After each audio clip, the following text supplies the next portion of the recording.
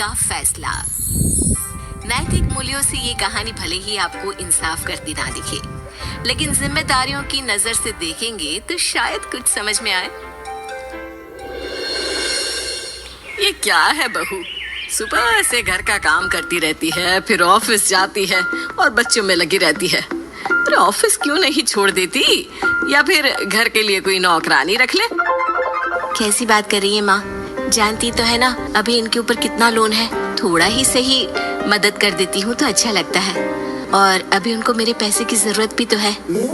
सुधा चंदर को बचपन से प्यार करती थी। एक ही मोहल्ले में खेल कूद कर बड़े हुए दोनों। जहाँ सुधा संपन्न परिवार से थी, तो वहीं चंदर का परिवार आर्थिक परेशानियों से जूझता ही रहा। लेकिन सुधा की जिद के आगे किसी की नहीं चली। सुधा, कल ऑफिस जल्दी जाना है और 2 दिन के लिए गुजरात ऑफिस के काम से भी जाना होगा।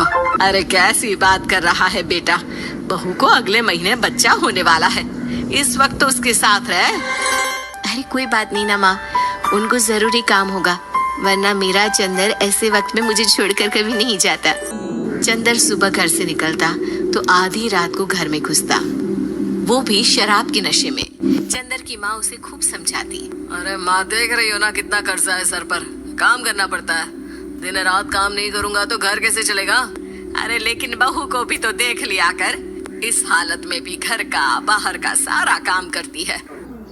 चंदर तो जैसे माँ की बात सुनकर भी अनसुना कर देता है। ऑफिस के बाद चंदर का फोन माँ के पास आता है। माँ, वो ऑफिस के काम से आज रात के लिए पास के शहर के ऑफिस जाना पड़ रहा है, कल सुबह आ जाऊंगा। सुधा रात को कमरे में सो रही होती है कि उसके पेट में दर्द होता है। सुधा चंदर को वीडियो कॉल करती है।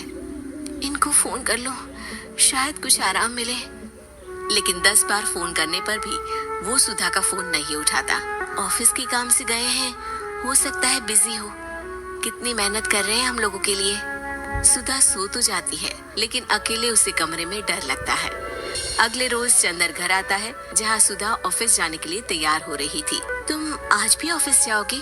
कल रात भर तो ड्यूटी की है, थक जाओगे, छुट्टी ले लो ना। अरे नहीं नहीं, कैसी बात कर रही हो, ये तो पॉसिबल ही नहीं है।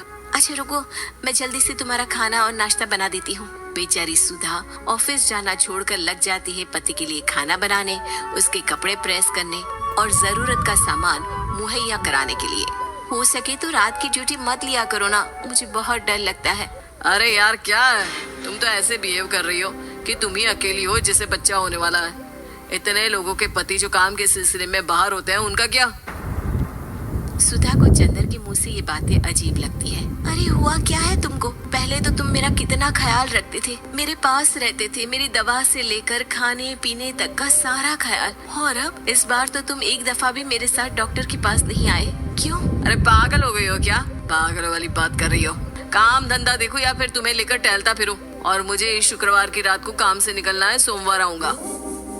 सुधा को समझ में नहीं आता कि क्यों अचानक से चंदर को फील्ड का काम मिल गया है। लेकिन एक दिन, सुधा, मैं और चंदर जरा एक रिश्तेदार के घर जा रहे हैं, तुम भी तैयार हो जाओ, घर में अकेली कैसी रहोगी? अरे नहीं नहीं, इस हालत में इसे लेकर जाना ठीक नहीं है। अरे लेकिन मैं ऑफिस भी तो जाती हूँ, फिर घर में अकेले। चंदर उसकी कोई बात नहीं सुनता। वो सीधा कार निकाल कर माँ को लेकर चला जाता है। सुधा घर के काम में लग जाती है कि अचानक उसकी नजर चंदर के बैग पर पड़ती है, जिसमें एक कागज दिखाई देता है। इनके कागज भी ना इधर उधर फैले होते हैं, एक भी खो जाएगा तो बवाल करेंगे।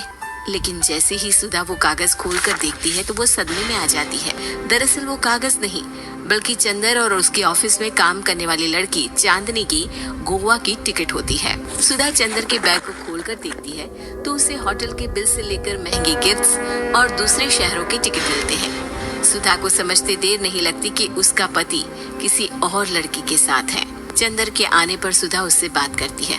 अरे नहीं नहीं, ऐसा कुछ नहीं है, तुमको गलत फहमी हो गई है।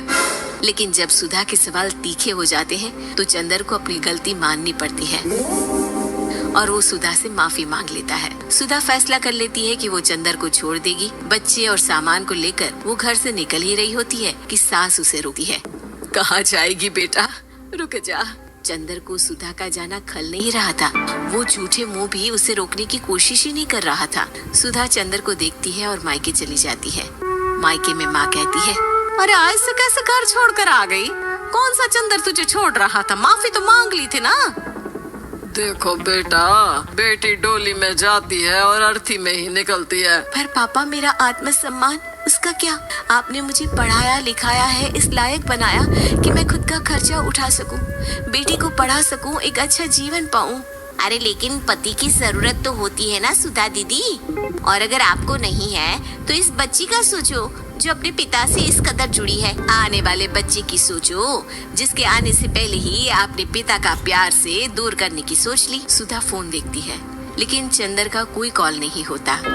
वो समझ नहीं पाती कि अपने आत्मसम्मान के बारे में सोचे या बच्चों के बारे में। मम्मी, हम नाना नानी के घर से दादी और पापा के पास कब जाएंगे? नहीं जाएंगे बेटा, अब यहीं रहेंगे। नहीं मम्मी, मैं पापा के पास जाऊंगी, मुझे दादी के साथ रहना है। और मेरे साथ? हाँ, आपके साथ भी तो, सबके साथ माँ। देखो सुधा दीदी, आपके सर पर पिता का साया होना जरूरी होता है। अपने घमंड के लिए पिता और बेटी को अलग मत करो। सुधा अब सामान उठाकर अपने ससुराल जाने लगती है, लेकिन मन में सवाल रह जाता है कि जिसे दुनिया घमंड समझ